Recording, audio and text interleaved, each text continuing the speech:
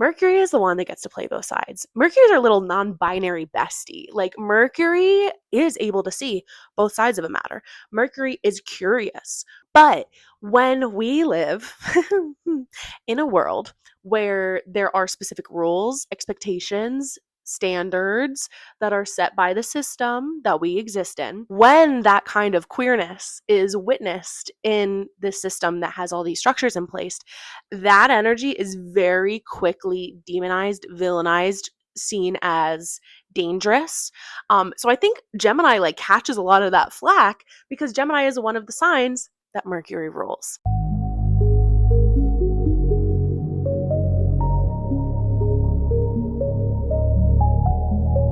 Episode two, we're doing it. This is my episode 2 dance. Episode 2 dance. That's really silly. Hello and welcome to the Rebel Daughter Astrology Podcast, the embodied astrology podcast that fights the patriarchy by helping you be yourself. I am your host and fellow Rebel Daughter, Hannah Ray Stevens, and today we are talking all about Mercury, and I am so excited to get into this talk because Mercury is one of those like underrated planets, highly underrated. I mean, it gets a lot of flack for all of the retrogrades, but y'all, look at the last retrograde in your life and tell me that important things did not get addressed. I'm just saying. So yes, today we are getting all into everything Mercury related. We're going to talk about the signs that it rules, what in the birth chart it actually does, what retrogrades are all about, what the heck is going on with Mercury, all of the things. I keep hitting things on accident. Story of my life. I'm honestly just going to get right into it because I am ready to yap, and that is super Mercury coded. So Mercury is what we've heard described as the ruler of communication, but I feel like it goes beyond just communication. Especially when we look at a lot of the mythology that Mercury and its namesake and other things are rooted in. Mercury is about translation. It's about taking something that is one thing, taking something that is one thing, and either turning it into or expressing it or sharing it or communicating it in another way. One of the ways that I like to conceptualize Mercury itself is that Mercury rules our nervous system. Our nervous system is what translates for us, for our bodies, that translates external stimuli and turns it into signals in our body that we are then able to interpret or understand or become emotions. And then we are able to interact with in that way. I like to think of Mercury as how we consciously translate our thoughts into expression, right? That's the communication of it all. How you communicate something, because we could be thinking 2 billion different things. What we actually say, what we show on our face, those are going to be different. So that's where Mercury comes in. And our Mercury placement very often shows how we are going to tend to do one of those things. When it comes to Mercury ruling our nervous systems as well, it's also about how our body is translating our thoughts into emotions. I talked about this in the moon video about how a emotion is a thought that your body believes is true. And Mercury comes in with that communication of like thought, physical reaction, truth. Now express it. Let's figure out how to express this. Mercury is the god of messengers, of sharing, travel, commerce, all of these things where we are sharing, exploring, exchanging ideas, exchanging things.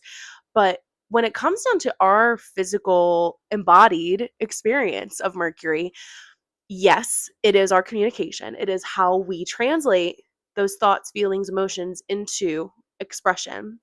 But I think there's something about Mercury that's also about like the stories that we tell ourselves, the thoughts that we believe to be true.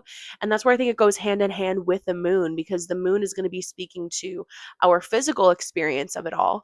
Whereas Mercury is going to be like, okay, we're having a physical experience. How do I translate that into a narrative, a story, an understanding, a thought, a belief? Like, how am I interpreting this experience for myself? How am I contextualizing this? How am I sharing it with others? Whew, I'm already like cooking and we're only a few minutes in here. I'm like, I'm on it. And that is so Mercury. Mercury is like, I have a million thoughts. Let me share them all with you immediately. potentially in chronological order, potentially not. Mercury is funny too, because when we were talking about on the feminine and the masculine end of things, and if you didn't see my moon video, let me reiterate. When I say feminine and masculine, I am not talking about female and male.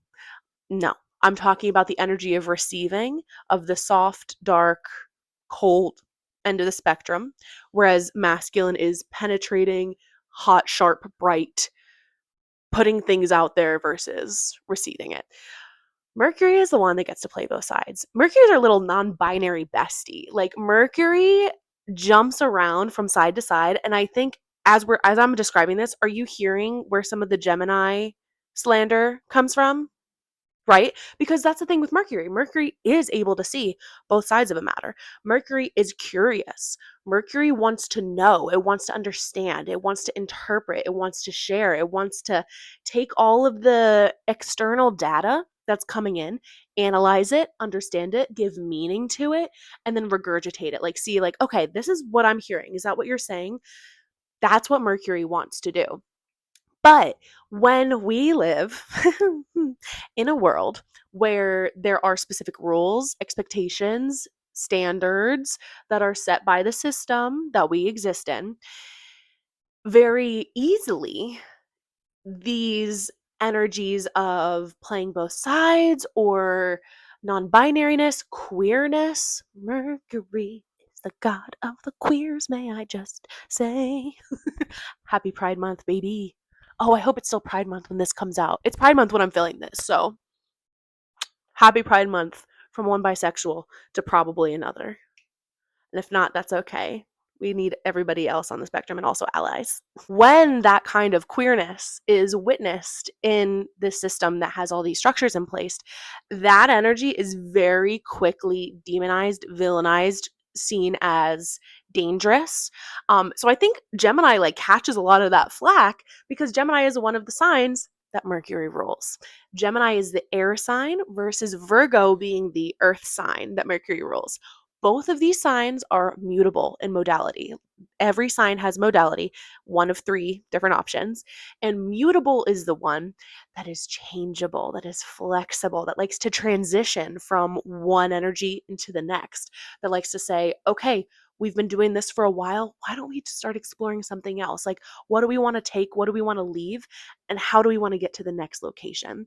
It is very about movement, travel, exploring, commerce, exchange, money. Like there's a lot going on in terms of and as I'm thinking about that translation piece as well, it's so interesting to me that Mercury rules money and exchanges and things like that because it's like money is just little items that we have decided have meaning and have worth and value. And then we're like, here is a piece of paper. Please give me makeup, Ulta. Thank you so much. And that's just like such a funny like embodiment of the translation aspect of Mercury because we are transmuting this little thing that has no value and being like, this has a value because we've decided that it does as a society, and I'm going to see this. I'm going to translate this piece of paper in my mind. This is no longer a piece of paper. This is now $100 bill. You know, this. If you're watching the video, this is my $100 bill. I fear that's a metaphor for my life at the moment. Anyway. But beyond the commerce and the exchange, you know, a lot of the mythologies that Mercury and similar energies are rooted in is like Hermes, the messenger of the god. But also like trickster gods, which I know I literally just said. I know I literally just said that this kind of energy, Mercury as an entity, is seen as like dangerous by the systems that exist. And there's a reason for that. Like, I'm not saying the danger doesn't exist, that that Mercury is not a threat to these systems, because it is. But like, we love that. We want that. We genuinely want that. We need that. We actually need that. Mercurians, please rise up right now. I'm begging you. Uranus is in your sign. Please. This is your time. Sleeper cells awaken. But very often, as we look back into history, as we look at these trickster gods like Loki, we see how this ability to walk both sides, to see both perspectives, to be curious and be maybe a little clever, maybe a little intentional, maybe a little manipulative about how that energy is used, how that becomes a threat to systems that are already in place. Patriarchal systems do not like this kind of energy because when we lean into this mercurial vibe, when we lean into the non-binary of it all, when we lean into the both and, we become less governable, we become less controllable. And that is very much the vibe of Mercury. Mercury's like, you can't catch me, like catch me if you can vibes. Like, oh my gosh, that movie Catch Me If You Can, that guy gotta be mercurial of some sort because there's no way. Interestingly enough, a lot of mercurial deities and mythologies does also associate itself with the underworld, with being that intermediary between worlds where they are traversing the depths only to come back up again and getting to walk both sides of that line. And once again, there we have it, this energy being one that goes against the set expectations of either A or B, of number one or number two. It's like 1.3, baby, or like I'm in between, you can't catch me. And that I feel like is a very, very important energy to be aware of in ourselves, looking at our own charts and our own Mercuries and being like, yes, this is how I communicate. This is how I translate. But it's also my ability to perceive and to see things from both sides, to walk the line, to walk in both worlds.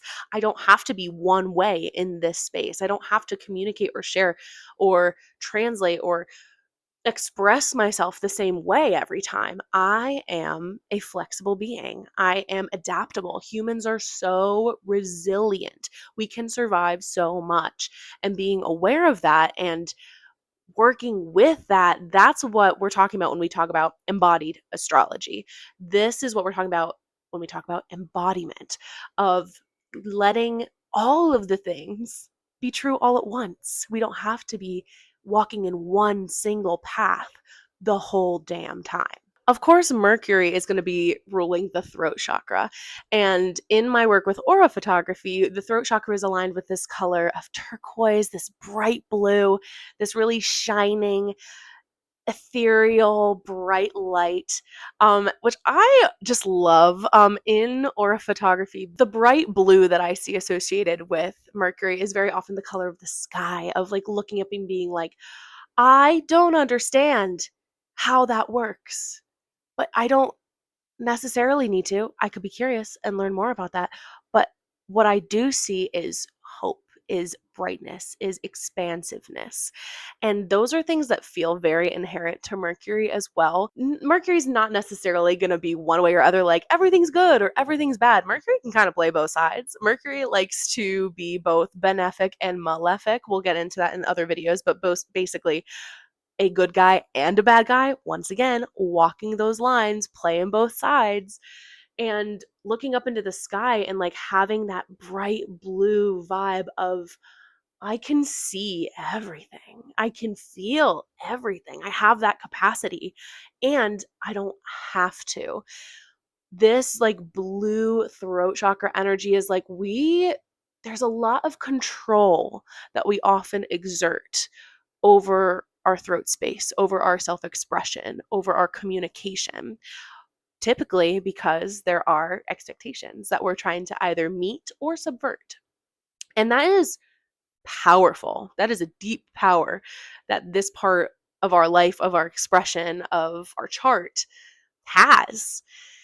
And too often, I do see in my work, both in astrology and aura photography, with folks that have like a block over their throat chakra, or when we talk about their Mercury placement, they're like, that's really hard, or like, that's not, or like, ooh, yeah, that is something that I want to lean into more, but I just have such a hard time because, like, we've been taught, I'm going to rail against the system in this particular video because that is just the Mercury coded. Like, we really have been conditioned that there are only so many ways that we are meant to and allowed to express ourselves. And when you can really lean in to your Mercury placement, when you can really let yourself express yourself in ways that feel authentic and aligned with your values, and maybe you're a little bit chaotic or off the cuff or not so planned or not so rehearsed, like that is where I feel like there's a lot of freedom, there's a lot of liberation, there's a lot of opportunity, there's a lot of expansiveness and creativity and things that we get to access that are just so, so, so special. Like I said, Mercury is an underrated part of your chart. Like, if you're not playing with your Mercury placement, girl, like I already mentioned that Mercury rules both Gemini and Virgo. We already talked about Gemini a little bit, but let's talk about the Virgo of it all as well. Gemini is the air sign that Mercury rules. So this is the sign that's very concerned with um, communication, of all of the air sign things, of thought, intellect, curiosity, socialization, really wanting to get out and test theories and explore and expand. And oh my goodness. Oh my goodness. I can see, I'm sorry, nay, I can hear a Gemini placement coming from a mile away because they probably started talking before the thought was already formed, and it's somehow carried upon the wind to mine own ears. I love Geminis so much, but y'all do not shut up. And I love that for you. I do. We need those in our lives. We need people who can yippity yap. So that's the magic of Gemini. Virgo, on the other hand, Virgo, yes, also ruled by Mercury, but Virgo is the earth sign, right? It's the transition between Leo and Libra. Virgo as well rules the guts, the intestines. My sweet, sweet Virgo placements, specifically moons. My sweet IBS girlies, I'm so sorry. If you have Virgo placements,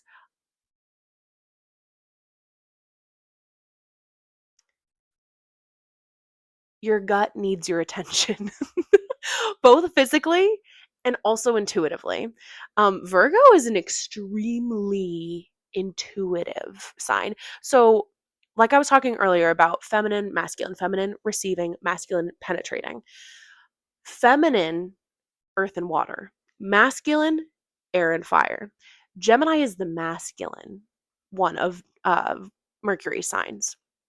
That is the one that's going to be sharing, expressing, exploring, getting out there, really yapping it, yucking it up, okay? Virgo is the observer, the analyst, the alchemist, the creator, the internal worldifier, like the world builder. Virgo is that earthy, like, I'm thinking about Dungeons and Dragons because I am indeed a Dungeons and Dragons girly. And I think about the artificer of taking all of these different elements and crafting them together and being like, I have a vision, I have an idea, I want to bring this into fruition, and just working quietly, softly, slowly, putting in the time, putting in the effort, putting in the work, very detail oriented, where Gemini wants to like go out and explore and learn everything they possibly can. Virgo wants to pay attention to every single possible detail in the work that they possibly can. Sometimes it can get a little too much because, yeah, I do have Virgo Mars, and that can be an experience. But beyond that, Virgo is also, I think, most earth and water signs, yeah, all earth and water signs, honestly, super intuitive.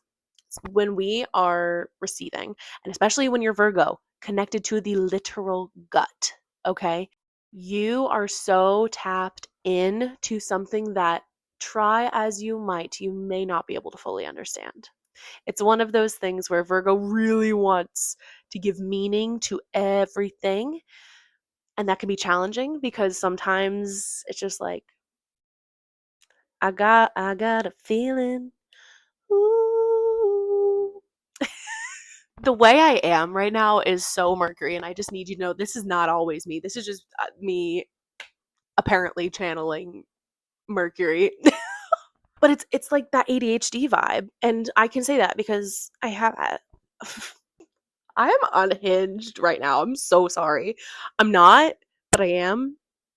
But it's all over the place. It's like here and there and everywhere and curious and flitting and can't be pinned down. And also, our friend Mercury has a very specific cycle that it follows, very similarly to the moon, right? Where we were talking about the moon is this feminine chaos that needs structure, and the structure that holds her is her cycle, the cycle that we can predict, that we see, that she gets to experiment and explore with every single time. Mercury has a similar cycle, and that is in its retrogrades, right? We've all heard about Gatorade retrograde, flap, blah, blah, blah, blah, blah. You know, we know it.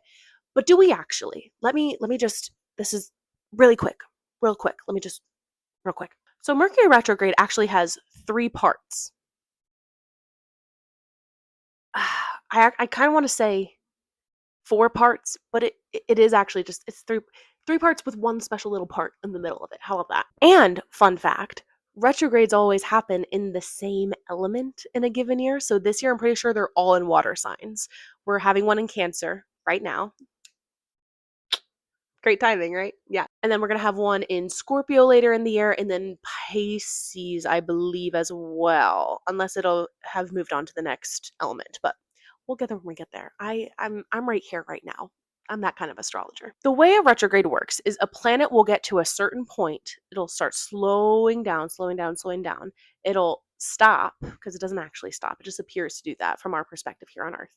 And then it'll appear to move backwards in the sky over that area it just traveled over, stop again, and then start moving forward and keep going, going, going, going. In the middle of that, at some point, there will be what we call a cazimi, which is when Mercury and the sun end up in the same place. And that kind of just gives like a bing of insight in the middle of the retrograde. So the first part of the retrograde is the pre-shadow. That is when Mercury is traveling over the degrees in that sign that he is going to go right back over during the retrograde. So as we go through this pre-shadow, Mercury is slowing down. Now let's think about that for a second. The ruler of our communication, our nervous system, technology. I didn't even get to the technology of it all yet. But technology, commerce, all of these things is slowing down. So when that starts happening in the pre-shadow, I very, very often see that's when the really retrograde-y things happen. Like things start breaking, the Wi-Fi goes out, you have a miscommunication with a friend. Like those kinds of things start happening in the pre-shadow, because the intention of the pre-shadow is to look at this particular part of your chart in this area and be like, what is not working? What is not functioning to the best of its ability? What needs to be updated? What needs to be figured out, right? Mercury stations retrograde. It stops. Usually the stations, I'll be real with you, not a fun time, because that's when it literally just stops moving. So anything in those realms, commerce, communication, technology, travel, all of that just halts. Love that. Love that for us. Then Mercury starts going backwards. It's like, okay, I figured out what it is that needs to be fixed. Let's go back and do it. Usually during the retrograde itself is when we're doing those efforts, figuring out like what actually needs to be changed, fixed, done. We're putting in the work, we're putting in the time. We're trudging back over and like, okay, let's fix this thing, I guess. Sometimes I'm having a lot of those like emotional, like, okay, because it's often how it feels, because we already like trudged over this. We were going slow and things just weren't working. And when you get to that point of frustration, when things finally stop, we're at that point where it's like, I have to do something about this or else I will go insane. So that's very often why that feels so sludgy during that time. Cause like I've already been here. It didn't work the first time. I'll put in the work to make it work this time, but I'm like, I'm having feels about it. Let yourself have your feels. Let yourself have your feels. And then we can move on. In the midst of the retrograde, typically, we do have a cazimi, like I mentioned earlier. It's when the sun and Mercury are in the exact same space. For that little blip of time, it's usually one day. We get a burst of insight. We get a burst of clarity. We get some understanding. This is like that little spark, that little light bulb moment of like, oh, this is what I was learning. This is what I'm needing to focus on right now. So we have that moment of insight. Mercury keeps on moving backwards. Stations direct. By now, hopefully, we've done the things that need to be done in order to get things moving forward. But guess what? Now we have to go over that same bit of your chart one more time, three times Mercury goes over this. So when we have a Mercury retrograde, sometimes it just feels so sludgy because Mercury, this planet that wants to move quick, that's curious, it's going, is kind of stuck in the same area for an extended period of time. So we can get a little impatient with that area of our life. We can get a little bit frustrated. We can get a little bit like over it, really. But the intention of embodied astrology is to work intentionally with this, looking at this chunk of your chart, whether it's like looking at the house that it's in, what area of your life it's showing up in, if you have any placements there, if you have any placements that are, this is a little bit more advanced, but like square or trine to, or opposing this chunk of your chart as well, to see like what planets, what energies in my life is Mercury going to be in communication with during this time, so that we can be open, we can be perceptive, we can be understanding, we can be perhaps creating the space and the energy and the time and allocating resources to deal with this topic, this area of our chart of our life, instead of just feeling like we're getting hit left and right and just like having to go over and over and over and over again with all of those things. So working more intentionally with the retrogrades, I find really, really, really does help. Instead of it just being like, is it Gatorade? Oh, it is. Great. Cool. Thank you so much. And then we just cry about it. No, we don't have to just cry about it. We can work with this stuff way more intentionally. Okay, to start wrapping things up, I want to give you a few examples of folks who have a Gemini rising, and then I'll do a Virgo rising as well, so you can see kind of what it's like to have Mercury as your chart ruler, as the planet that rules your rising sign, and therefore is kind of like directing your life, low-key. So I'm just going to rapid fire real quick. We have Amy Adams, Will Smith, Lindsay Lohan, Olivia Munn, Darren Criss, Lisa Rinna, Kristen Stewart, Matthew McConaughey, Mandy Moore, Sandra Bullock, Julianne Moore, Jackie Chan, Ben Stiller, Michelle Pfeiffer, Helen Mirren, Drew Barrymore, John Krasinski, Amy Winehouse, just to name a few there. And for Virgo risings, we have Chris Pine, Elizabeth Olsen, Michael B. Jordan, Sarah Paulson, Carrie Russell, Brooke Shields, Helen Hunt, Kris Jenner, Andy Samberg, Donald Glover, Conan O'Brien, Dave Chappelle, Chelsea Handler, Walt Disney, Ryan Reynolds, Emma Watson, Keanu Reeves, Elizabeth Banks, Tom Hanks, Bruce Willis, Will Ferrell, a lot of comedians, Steve Carell. And so it's kind of funny as you see, like as I'm going through those names, the Virgo risings are a lot of the ones where there's a lot of comedians. And I think part of that is because comedy, there has to be a level of intention, there has to be a level of craftsmanship. Hello. Um, and when we have that Virgo rising, that person's going to be a little bit more oriented towards the structure of something, whereas the Gemini is just going to be like more about the expression of it. So that's always interesting to see as well. When we have these planets that rule two signs, and we have the two different rising signs, but still the same chart ruler, and we see kind of the dichotomy between the two. Also notable is that Virgo risings are going to have a Gemini 10th house. So their public image, their public view, like how people see them, is going to be very Gemini coded. So I always, the Virgo risings being the comedians does not really shock me. I'm thinking about someone in my life who is a Virgo rising, and you know exactly who you are, my sweet, sweet friend, and you are hilarious, and you know it. All that to say, when it comes to the Mercury placement in your chart, I very much encourage you to tap into the element of it to see how can I be most authentically expressing myself with fire sign Mercury's. Be loud, be expressive, get some movement in there. With earth sign Mercury's, the more intentional, right? Be intentional about how we're expressing ourselves. With water signs, expressing your emotions is expected, my friend. You're allowed to express your emotions. You're allowed to be intuitive and creative with how you express yourself. And my air sign Mercury's, y'all got to make sure we have some sort of either journaling or expressing or writing, like some sort of practice that's getting all of that tick, tick, tick, tick, tick, tick, that's up here in our head out. outie, outie, outie, outie, because my sweet, beautiful air signs, Gemini, Mercury is going to love to yap. Libra is going to love to yap. Aquarius may not love to yap, but the thing about Aquarius, Gemini, and Libra, all of y'all, sometimes it does tend to be a little surface level because getting into the depth of it all feels a little bit more intimidating, and we don't want to like necessarily overstep. Sometimes I'm talking to Libra and Aquarius right now. Gemini, you're fine. You like get out of here. But when it comes to embodying our Mercury sign or using that throat chakra or using our expression, just remember that there are no rules. There are no rules. Any rules that you have learned about what it means to express yourself or how you're supposed to express yourself, they're not real. They're not real. They were made up, just like everything else. So make up your own rules. Make up your own rules. Express yourself the way that you want to.